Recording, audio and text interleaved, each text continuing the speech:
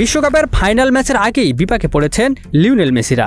ইংল্যান্ডের বিপক্ষে জয় উদযাপনের পরই শুরু হয়েছে তুমুল বিতর্ক। ফকল্যান্ডস ইস্যুতে রাজনৈতিক ব্যানার দেখিয়ে এবার ফিফার তদন্তের মুখে পড়েছে আর্জেন্টিনা।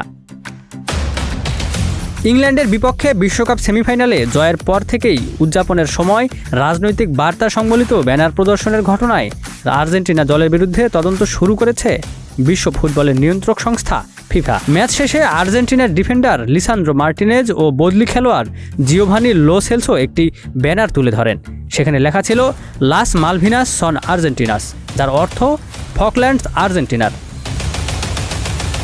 তবে ফিফার নিয়ম অনুযায়ী মাঠে কোনো ধরনের রাজনৈতিক, আদর্শিক বা ধর্মীয় বার্তা প্রদর্শন সম্পূর্ণ নিষিদ্ধ। তাই নিয়ম ভঙ্গের অভিযোগে আর্জেন্টিনা দল বা ফুটবল ফেডারেশনকে শাস্তির মুখে পড়তে হতে পারে। সম্ভাব্য শাস্তির মধ্যে থাকতে পারে জরিমানাও। এই ঘটনা ঘিরে যুক্তরাজ্যে তীব্র প্রতিক্রিয়া তৈরি হয়েছে। ব্রিটিশ কর্মকর্তারা ফিফাকে বিষয়টি তদন্তের আহ্বান জানিয়েছেন। অন্যদিকে আর্জেন্টিনার প্রেসিডেন্ট হাভিয়ার মিলেই খেলোয়াড়দের এই বার্তাকে সমর্থন করে বলেছেন, এটি আর্জেন্টিনার মানুষের একটি আবেগের প্রকাশ। ফকল্যান্ডস দ্বীপপুঞ্জ নিয়ে যুক্তরাজ্য ও আর্জেন্টিনার বিরোধ বহু পুরনো। 1982 সালে এই ইস্যুতে দুই দেশের মধ্যে যুদ্ধ হয়েছিল।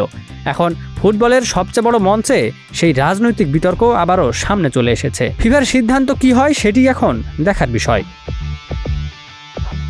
Ikramuzzaman, news flash 721।